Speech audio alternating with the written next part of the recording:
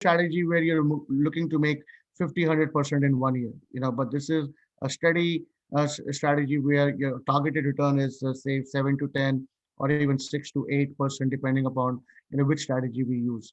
But to answer your question, in short, yes, the insurance companies are able to do this through option strategies. And keeping in mind, bank is paying for it. So bank will not pay for any asset class unless they feel comfortable with the underlying asset, which is the credit worthiness of the insurance company and the underlying product. And I just want to underline that point because I think in the real estate session, I let people know I always use a bank, but basically they're going to help you do due diligence and they give you an idea of what the risk is from their point of view. For example, a physician getting a home for themselves, they'll let you put no down payment and give you all the money at a really low interest rate and no PMI because the risk for them is really low.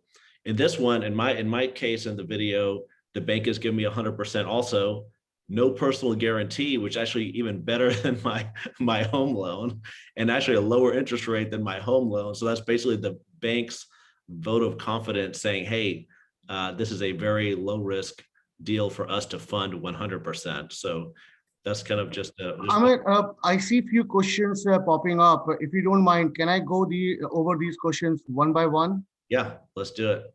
All right. So the first question is the bank funding dependent on your job? Yes. You have to have a certain net worth, which is generally at least $5 million of net worth, which includes everything you got, the valuation of your practice, your business, whatnot, and you need to have certain income, which generally, I would say at least 300, 400K of income. Very bare minimum, I would say 250, but again, this strategy is really meant for people who are, in that closer to 500,000 or more in income. So that's, yes, your job does matter. Second question, why don't financial planners like the insurance policies? That's a tricky question. I don't know. I started as a financial advisor where I was doing everything, managing your assets, charging 1% fees, doing 401ks, everything. Back in 2005, I got introduced to the strategy. I started embracing it. And over the last 15 years, I've become a super specialist of the strategy. That's all I do. Now, financial planner is like, no offense to medical field, financial planners, you can compare it as PCPs, and you can look up to me as your spine surgeon. So obviously, financial planner would not know all the moving parts of this complicated strategy. By no means it's not complicated. It is a complicated strategy. That's why you have an expert, which is me here. Insurance. Generally, people think insurance policies. It's not for sophisticated investors. There's a lot of stigma around it. But again, people don't understand it. They don't know how to use it as an asset class. The tax benefit around it. And that's the reason. Most of the financial planners. They just don't understand. So if they don't understand, that means it's a bad thing, as simple as that. Lately, though, lately in the last 2 years, a lot of wirehouses like Morgan Stanley, JP Morgan, RBC, which is Royal Bank of Canada, UBS, they all are embracing this strategy for their ultra high net worth. And my group, for some of these wirehouses, we are preferred advisors for them. So I will not say financial planners don't like these. I think they are embracing it. They are trying to get educated about this. I mean, just this morning, I had a meeting with Bank of Montreal. They opened an office in Dallas, and they want to partner up for their high net worth. So that's the answer to that question. I just want to piggyback. Let me just piggyback on that, like as an analogy, because I talked to a lot of people too before I signed up, and when there were people that were negative, it happened that they really couldn't even explain what it was. And it's kind of, I'll use the analogy to the anti-vaxxers out there. I'm guessing everybody on this call is, in favor of vaccines. But when you talk to somebody that's an anti-vaxxer, just ask them, so how does the vaccine work? And they won't be able to tell you. So I feel it's kind of like this. So when I ask people, hey, why don't you guys do this? Like, why don't you promote this? Like, they can never tell me even how it works. So just want to let let people know I looked into that and talked to a lot of people too, and nobody could explain how it worked. And then I think sometimes they just get afraid, like if they're going to sound dumb trying to explain it, say something wrong, it's better they just say it's bad and try to change the subject to something that they can make commission off of or something like that. I don't know. So Right. just No, that's correct. So let's go to the next one. Is the trust used in this product a revocable trust or irrevocable? You could use both. It really depends on your end game. If your end game is estate taxes, then of course it needs to be an irrevocable trust. If your end game is retirement income, then I would like to stay with a revocable trust or just buying out straight without even having a trust. Not many people know this, but you could also use this strategy as a buy and sell between your partners. So I'm working on a case here in Fort Worth, 10 doctors, building up a practice for last 10 years, and they have nothing in place for buy and sell. So, I come in, we're doing 5 million on each doctor funded by the bank as a buy and sell, where the company, the practice is the owner and the beneficiary. So if one of the partners die prematurely, they have the money. And again, we monetize the doctor's effort for the last 10 years and give that money back to the surviving spouse. And now if doctor doesn't die, which we don't want him to die, at the end of his practice or when he retires, a practice will gift that to him as a retirement income tool and take away his shares and turn it around to the new partner who's going to continue the practice. So again, it's all about monetizing yourself and your assets. So we could structure it in a many which way. It really depends on your end goal. Next question: can we take out loans from this policy? Yes. If your end game is to take income, retirement income, tax-free retirement income, yes, you can take out the loans. Uh, you know, yes, that's of course that's one of the objectives. How does loan policy how does loan policy impact future loans, loan on investment homes from lenders? I don't think I understood this question. I think I get this one because if you're trying to get a loan on an investment home, they want to have a certain DTI, debt to income ratio, at least like 1.2, 1.3. So, like in my case, I'm borrowing 400 grand a year. If the bank might look at me like, hey, why should we loan you any more money? You're already kind of over leveraged. But in this case, from what I know, Vineet, you correct me if I'm wrong, but there's no personal guarantee on these Yeah, things. because there's no PG in most of the cases, and it doesn't go on your credit.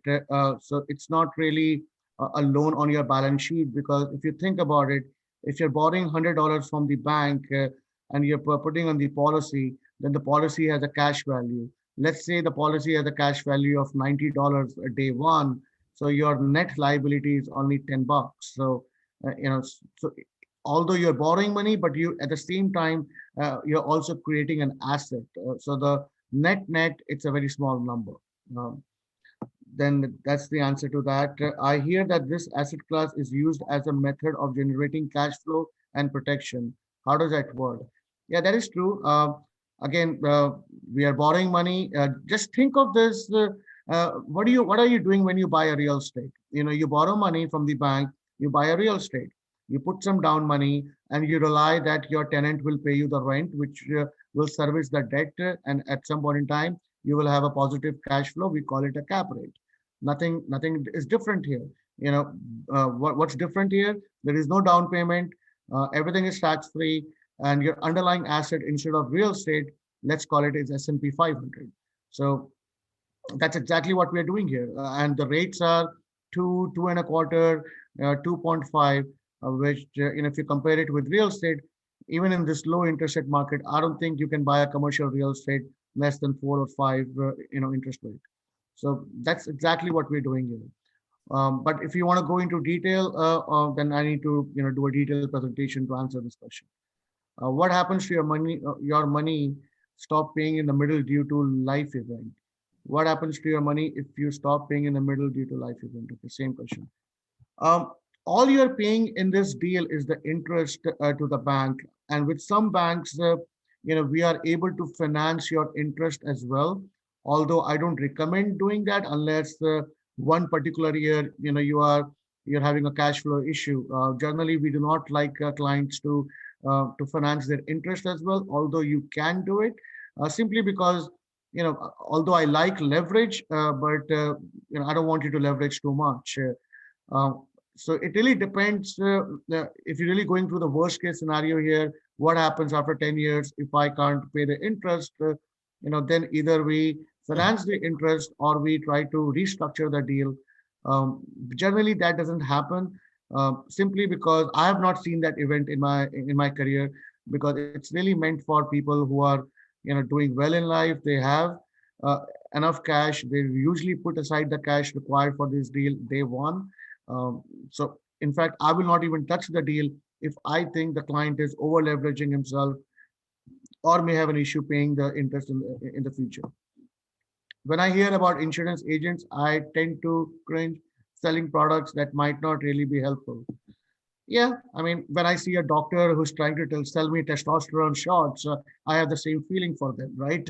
So, no, but on a serious note, I don't know how to answer this question. Not all doctors are kosher. I'm in healthcare, and not every insurance guy is out there who's looking out for the client. I'm not an insurance agent. I'm not trying to sell you insurance. I'm trying to show you a strategy. How do you pay for your insurance? So I'm in the business of funding the life insurance. I'm not really in the business of selling life insurance. People already generally sold. When I meet them, they're already sold on the prospect of buying the insurance. So again, if you want to buy 2 million, 3 million, 4 million life insurance, I'm not the guy for that. Just go to your farmer's guy or your advisor. He can take care of it. I am a very niche super specialist. They're doing generally my size of the policies are 15, 20 million on a net worth of 20, 25 million on clients. And they're doing it to create a legacy, to monetize themselves, to help solve their estate tax problem, which cannot be solved just by investing in S&P 500. So give you an example. For 5 million, you want 5 million policy, put in 300K. How much collateral needed over 10 years? Um, I'll just tell you on this question. The question is how much collateral is needed for a $5 million policy. I would say give or take between 100 and 200. It really depends on the age of the client as well. And lately there are some products which is on a limited availability. I have access to some of these products. Just came out 2-3 weeks ago, where your collateral could be even zero day one, and only come back a very small number in 2 or 3 years from now. So insurance companies are coming out with products specifically meant for premium finance. So yes, you got to put the collateral, but the collateral on this example, the question you asked should be between 100 to 200 worst case. Again, depends on the age. And if we use the newer products, we could eliminate the collateral quite a bit. Can you put the entire interest amount needed upfront?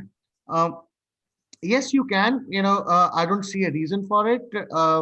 You can give the interest to the bank, and they can put it in a separate account and start taking it from there. Yes, you can. If that's the question. I have joined just now. Are we discussing PM finance of life insurance, IUL, or whole life? So welcome, Sachin. We are discussing IUL. I do not do whole life. I don't like whole life. And banks who I deal with, they don't like whole life. Remember, guys, we're financing something from a bank. Now think again of a real estate. You want to buy a real estate. Let's say you want to buy a single family home. You think that single family home is worth $1 million. Bank is going to say, hold on, hold on, hold on. Let me first appraise the property. And bank was going to say, you know what, this property according to us is worth 750. So I'm going to give you a loan based on 750. So what I'm trying to get at, it's not really upon us which product to use. It also upon the bank, because they are the one who's putting up the money. Although they are fully covered in any loan they do, whether life insurance or real estate, they are not in the business of funding bad assets. And generally speaking, banks don't like funding whole life. I personally don't like whole life. I'm a all-in IUL guy. So to answer that question, IUL. Does whole life policy work with this strategy? No, it doesn't. just because the dividends on the whole life over the last 10 years have steadily gone down. Most of the whole life companies were giving dividends of around 7.5, 10 years ago, which is in the neighborhood of 4.5 today. What people don't get is they think whole life is guaranteed dividends. They don't get is no, it's not guaranteed. The dividend is declared by the life insurance companies every year, and that rate is not guaranteed. In IUL, the returns again are not guaranteed. You have a range, but those returns are dictated by the S&P 500, if that's the index we are using. Which insurance carrier do you work with? Pretty much everyone, and I'm pretty much will be in their top few advisors: Nationwide, Allianz, John Hancock, Pacific Life, Zurich, and So I'm not tied up Minnesota Life. I'm not tied up to one insurance company. 2 years ago, I was all in with the Pacific Life. Now probably I would more look into Nationwide, Allianz, even John Hancock. So it really depends. Um, which what's the client is trying to solve. What is the problem statement. But I'm independent. I can go to any insurance company. Okay, let me go down the list. I think I think there are a couple of questions you might have missed. I just copied and pasted it and sent it directly to you in a message. If you want to check can that you out. put the entire interest amount upfront? I think I answered that. Yes, you can. Uh, I don't see a reason for doing it, but yes, you can. How long does it take to break even with your strategy? Again, break even, what's the definition of break even? This is a long-term strategy. You are not really doing this today and start thinking that I'm going to get the cash flow in next 5 years. No. This is really a strategy where you fund the policy for the next, say, 7 to 10 years, and you pay interest during those time. And then you wait and around 15th year, 1.5 is generally what we have seen, that we have enough cash value in the policy for you to pay back the loan from the cash value to the bank, and also start taking retirement income. And during those years, if something happens to you, you have hedged yourself, monetized your life, and your family gets whatever 5, 10 million tax free to them after paying back the bank loan. So by no means this is a short-term strategy. Nobody should touch it, do it, or think about it if you're doing it for the next year or two. This is not meant for that. This is a long-term play. Now, I just want to follow up on that question about how long does it take to break even. If you guys want to do a one-on-one with Vineet, he could pull up the Excel file and you could play around with different scenarios. What if you put this much down? What if you want to pull out sooner or later? You can mess around with even interest rates and do different scenarios, and you could see when you might pay off the bank. It could be year 11, could be year 15. It just So, kind of. a lot of my clients, they not only pay the interest, they also pay a little bit towards the principal. When you buy a real estate, you don't do interest only loan, right? You also put something down towards the principal. Same thing you can do here. So we can customize this loan any which way we want, depending upon what is the end game and what is the cash flow for the client. Not one solution will work for everybody. And this is not something which I can just explain to you on a call like this. This is just higher level. Your age is a big factor. Well, for a 60-year-old, I'm working on around 200 million worth policies on 10 people, buy and sell cat type concept, but all of them are 60-year-old. So the numbers there are totally different than what it would look like for you, Amir. So it really depends. But today is just a higher level. Um, it's an asset class. You're monetizing yourself, taking advantage of low interest rate, trying to mitigate your future increase in taxes, mainly estate taxes, and things like that. And guys, if some of you guys jumped in a few minutes late, so if you have questions that haven't been answered, now's your time to ask them. There's no bad questions in this thing. Everybody, if you have a question, you're not asking it, probably somebody else has that in their mind too. So obviously, let me ask few questions myself. So there is no question which I haven't got, right? Uh, so one thing I do want to say, this whole process takes a good 3 to 4 months. It's not a click of a button and you are done. You need to go for entire financial and physical underwriting, both by the banks and the insurance company. They're giving you this huge loan and huge commitment. So, it takes time to get it done. They will vet everything out. By the time we're done with this policy and this whole strategy, I'll probably know you close to as good as your wife, if not better. Probably better because I know everything about your financials and, of course, your health. So I jokingly say to all my prospects and my clients that if you don't like this face and this voice, don't do it because you're stuck with me for the rest of your life. So where I'm going with this, this is not a transaction. This is a relationship, and this is a long-term relationship. So this is not something I can do and walk away with it, or you can do and cancel it next day. It doesn't work this way. Is there any benefit from federal taxes? Yes. So everything grows inside the life insurance tax-free. That's one of the biggest reason why a lot of wealthy people want to have this asset class in their portfolio, and it's also asset protected in most of the states here in Texas for sure. So it has the creditor protection, and also it's both federal taxes and a state tax free if you structure it properly. I just want to piggyback on that tax question. If you look at tax rates from 1910 to now, like in the last 100 years, we're actually in one of the lowest tax brackets in the last 100 years. So it's probably only going to go up. And if you look at interest rates, I don't know if it can go much lower. So this is actually a really good time to get in because of those two things. You're able to leverage with very low interest rate, and if you think ahead, taxes will only be going up. Especially right now, we have a Democratic president. Just this tax is going to be going up. You might as well get the benefit of low interest now, and then start pulling out money down the road tax free when the taxes will be higher than what it is. Most likely will be higher than what it is. Yeah, I agree on that. The taxes will be higher. Like I said, in the last 2, 3 months, every meeting I have said, the discussion is what do we do about our capital gains? What do we do about estate taxes? What do we do about taxes in general? I'm not saying all those taxes can go away with this strategy. No, absolutely not. But this really helps in a lot of ways.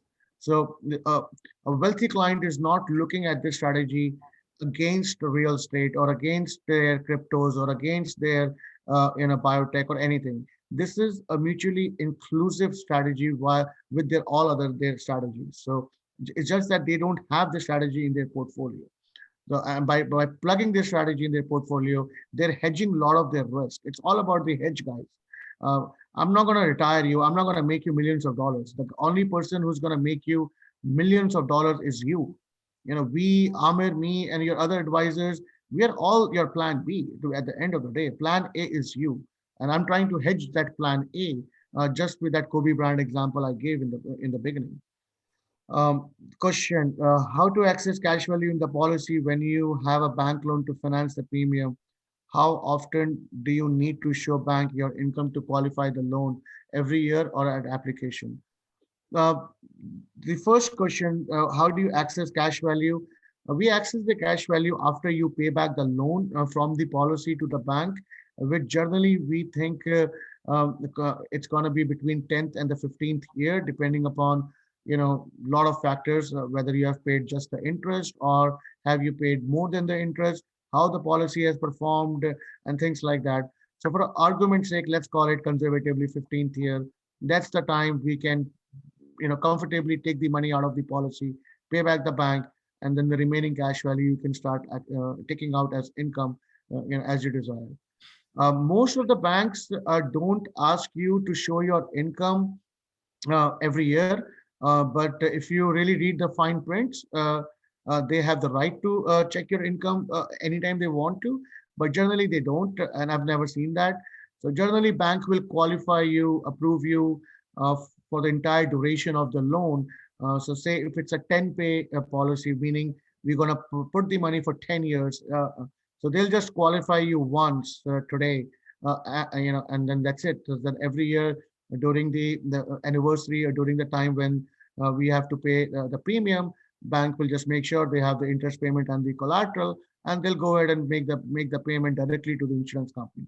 They don't ask for income because they have already qualified you for the entire loan on day one. But if you read the fine print, they always reserve the right to check anything. And that fine print is true even for your home mortgage or anything. I mean, if you go into the fine prints, anything can happen. But generally, they don't worry about your income on every year basis.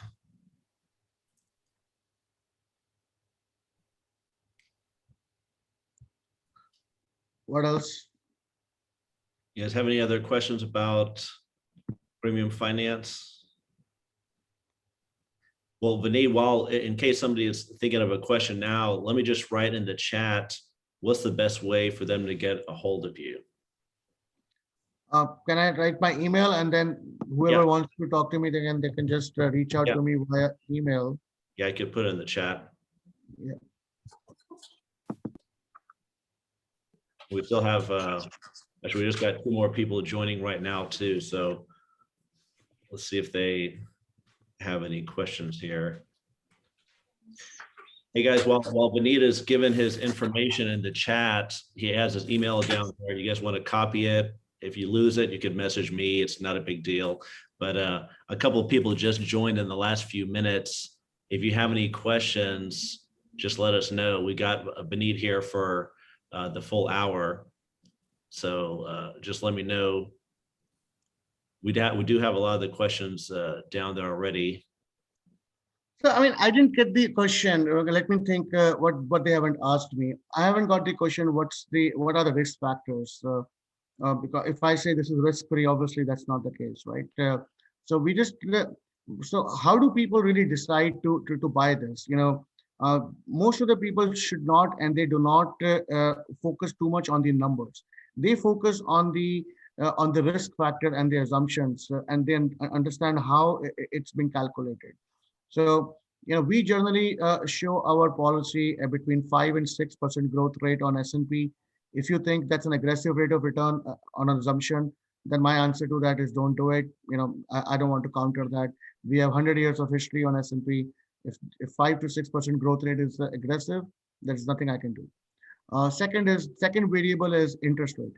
Now, of course, we are at the lowest interest rate environment. Everybody has their own opinion about where the interest rate will go. I personally believe that interest rate will rise a little bit from where we are, but not to the point where, we're going to have 5-10% interest rate. That's not going to happen, in my opinion, with the amount of debt we have in the country. We just can't afford that high of an interest rate. And we have Japan and Europe as an example on that. But I can also get you a fixed rate. If you want, I can get you a fixed rate. That all depends on your net worth. The higher is the size of the policy. If I'm doing $25 million, I mean, just 3 days ago, I logged in a deal. I don't want to tell the name of the bank, but it was a $30 million policy on a 58-year-old, and I got the rate of 2% fixed, 2% fixed for 10 years. But can I get it for everybody here? No, of course not. It really depends on the size of the policy and things like that. I do have a question. So 15-year payoff is a conservative assumption. If average rate return around 8%, how soon you can pay off the bank loan? It's very hard to answer that question, Jay. I think we should just talk on the side because it depends on the age. Your question for a 50-year-old will be a different answer, and your question for a 40-year-old will be a different answer. But generally, by and large, with the growth rate we use, we think 15th year, give or take a couple of years here and there, it's a safe assumption, for us to pay back the loan to the bank. How many clients you have sold this policy to? That's a great question. I don't know. I think every client is very important. So I just think I have one client at that moment. I have no other clients. But I don't know. I've been doing it for 2005. Probably I have probably 200 plus clients. I've done close to $1 billion. This year, I should definitely cross easy 1 billion in sales just by looking at the last 5 years. Again, this is not really how many I will do or how many I have done. It's about am I taking care of those clients for whom I did 5 years ago? And to be honest with you, it's very easy for me to sell this strategy. It's very easy. I mean, I can walk into any meeting, and I'm not being arrogant about it. 9 out of 10 times, I know I'm going to get the deal. So that's the easy part. The hard part is to maintain the client year after year, making sure everything is working the way we thought it would work. And I think that's my strength, because I do not look at this strategy as a transaction. It's a relationship. So it's really not about the volume. It's really about, am I able to carry the weight of all these clients year after year? And I'm not the only guy here. I have a huge team behind me, who's helping me do what I do. What else, guys?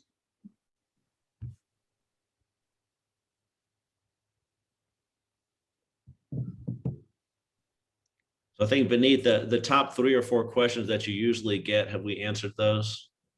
Yes, I do get what's my worst case scenario. For that, I need to show your particular number. That's the number one question. What's my worst case scenario? Number two, it's too good to be true, which I explained. No, it's not. It's just that you did not know this before. And I don't know why your advisor is not bringing it, because it's a very super specialist type deal. Not everybody, even in the life insurance industry, 90% of the people don't get this. Or they don't have relationship with the banks, or they are in a captive insurance company like, I don't want to take names here, but there are a lot of insurance companies where you are just an employee, not like us, where we can go anywhere we want to. Then I drive my clients to focus more on how the returns are calculated, what are the historicals, and and the interest rate. How do we mitigate that, and what do we think about that, right? And what's your end game here? What's your end goal here?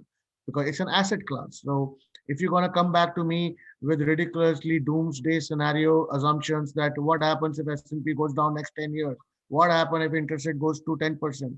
My counter argument is, then okay, then why do you have 401k? Then why do you have a real estate? Because I can use the same assumptions there, that you will never find a tenant over there.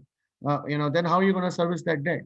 So we got to be realistic in our investment approach, not take too aggressively good scenario, and same way do not be a doomsday scenario, because none of those two happens on a long term. Then I have a question. How much monthly payment on a $10 million policy? Again, I can't answer that, uh, because your age is a factor. For a 50-year-old, that number is different, and for a 40-year-old, generally, clients should be able to put in around 200 to 400K over 10 years. Initially, your out-of-pocket cost will be lower because your loan amount is lower.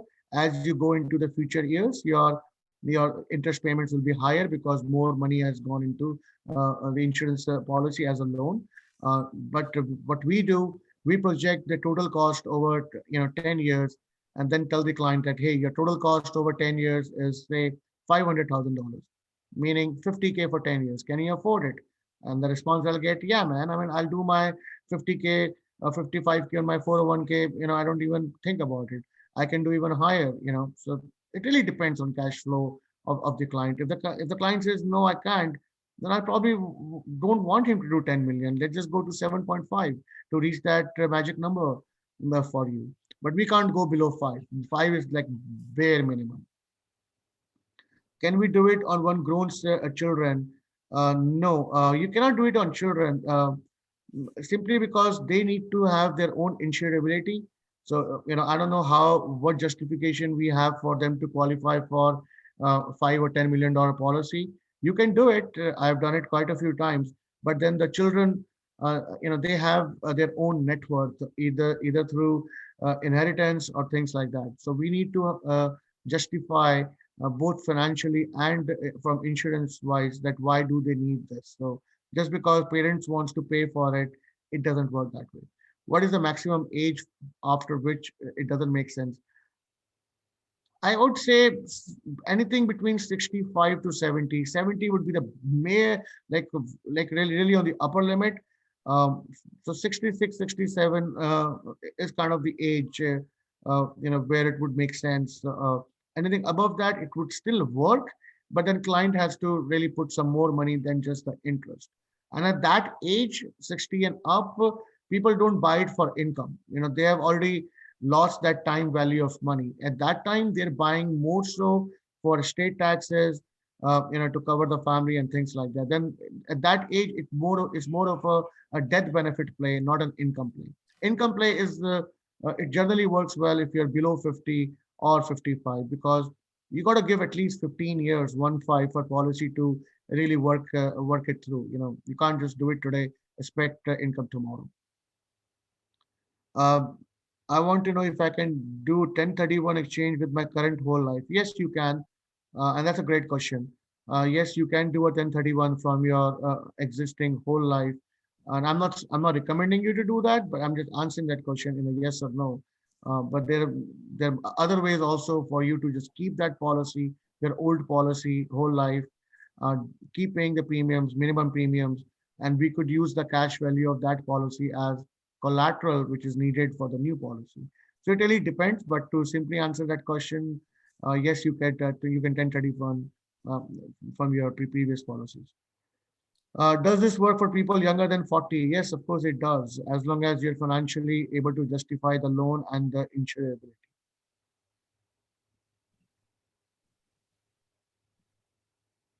I mean, the younger the client, the better it is. But again, all depends, will you qualify or not? Is there a minimum net worth requirement for this strategy? Me personally do not want to do less than 10 million of insurance, but with Amir, I have a different relationship. So our minimum with Amir is 5 million, and the net worth has to be 5 million. And a lot of people do not understand net worth. When we start calculating, their net worth, it's different than what they think. They don't put down the value of their practice, a lot of things which they think has no value, but it does have value. But to answer that question, minimum net worth has to be 5 million. If you have some asset outside the country, overseas, you could use that as well. Generally, we do not need a CPA certification for your net worth, but in some cases we do. But generally speaking, we don't. Do you have clients who are now able to draw cash flow? Yes. Yes, my first few cases were in 2005, 7, 8. But then I have a lot of clients who not only pay the interest, they also pay more than the interest. So I have a client who pays 200 grand every year for the next 10 years. So he's doing a hybrid model where he's paying the interest, but he's also paying some money towards the principal. Same thing as you do with your real estate. What is the capped max and minimum ROI? The minimum is zero, which means that any given year, if the S&P goes down or the underlying index is negative, you get zero. Some insurance companies will give you a minimum 2% or 1%, depending upon where we go. Cap max is also, I cannot generally say, some insurance companies has some indexes where you have no cap on the upside. Some insurance companies will cap you at 9% on S&P or 12%. It really depends. So which carrier we go to and which index we choose to. So that's the answer to that question.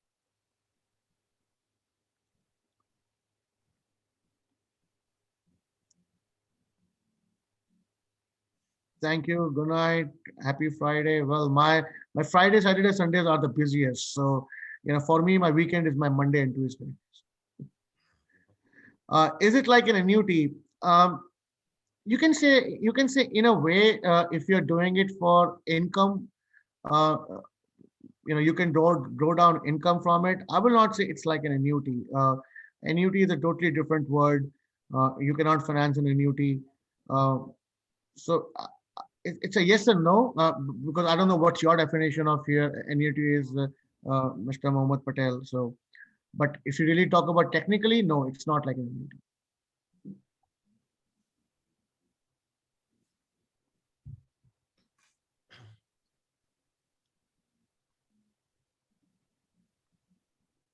How much fees on top of underlying IUL policy cost? Again, Jay, I don't know. It depends on each client. There is upfront cost, for the insurance. IUL generally, they charge over the years. So every year you have a cost, but first few years you have more cost. That's why cash surrender value takes time to catch up. But now they are new. They are newer products, right, like I was saying, where your surrender value of the policy is equal to the loan taken by the bank. So those costs are waived. The fees is a common denominator factor, whether you are funding the policy using bank's money or your own money. Fees are fees. The cost of insurance for your age, it will vary. So fees, is a fee. But again, you got to think, if the fees is $100, argument's sake, are you paying $100? No, you're only paying the interest on that $100, which is $2 or $2.50. So because you're financing that fees. So that's one way of looking at it. But yes, there are fees. So if an insurance company insuring you for 5 million, 10 million, they're going to make sure that they have enough money, pay the claims in the future. So, and those are all mathematical, actuarial, calculations, and they can't get approved if they don't have enough on their balance sheet. And all that money comes from your fees. So definitely there are fees, but obviously all the numbers we show to the clients, they're all net of fees. There is nothing on top of it. I will get your number from Amir and get in touch. Please do. I also have my email in the somewhere up in the chat line. Also for my right hand, Bianca. You can either reach out to me or her, and we can set up a time. Yeah, and guys, if you guys have any general questions too, I'm not, I don't have a life insurance license or anything like that, but if you guys got questions or you can't get a hold of Vineet or you lose the email, you guys can message me on Facebook, LinkedIn. Most of you guys have my cell phone, so message me on TikTok, whatever, so whatever you guys want to do. Okay, I think that's a good place to stop. It's happy hour somewhere, so I think we got most of the common questions out, so that's really good. So make sure you take a look at the email address and save that one. If you guys get any questions, Vineet can do a one-on-one. Like you said, it's a very customized thing. You can message. I mean, let me interrupt you. So I don't even do a deal unless I get at least I would say 3 hours on 3 different occasions with the client. So even if you say, yeah, I'm signing up, I'm like, no, no, no, you don't get to decide that. I get to decide that. So what I mean by that, I will make sure that you completely understand this. And usually it takes 3 meetings at 3 different occasions. And my the way I decide on it at the end of the third meeting, I want client to sell me on this. So I'm going to do a Q&A, just like Amir, if you remember, I did that with you Right. 1 year ago. So where I'm going with that is I will make sure you understand. I've answered all your questions. If you have not asked me the questions, which I think you should have asked me, I will bring it up, because when I start the process, then I do not want U-turn, but then it's like you're all in, because then I'm going to involve my team, everybody. So I'm not in a rush to start any deal. I'm not at all in a rush. But when we start, we just want to make sure we finish the process and clients know what they're getting into. Got it?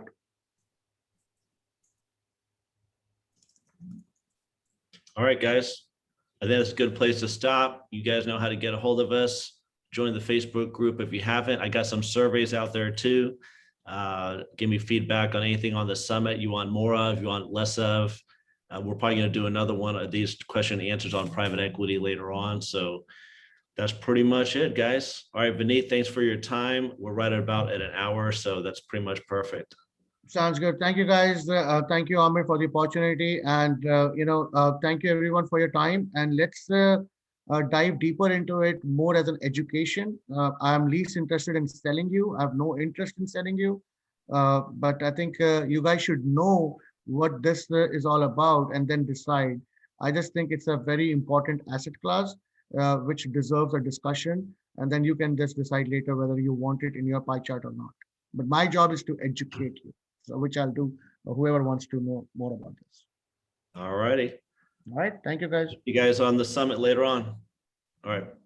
Have a good weekend.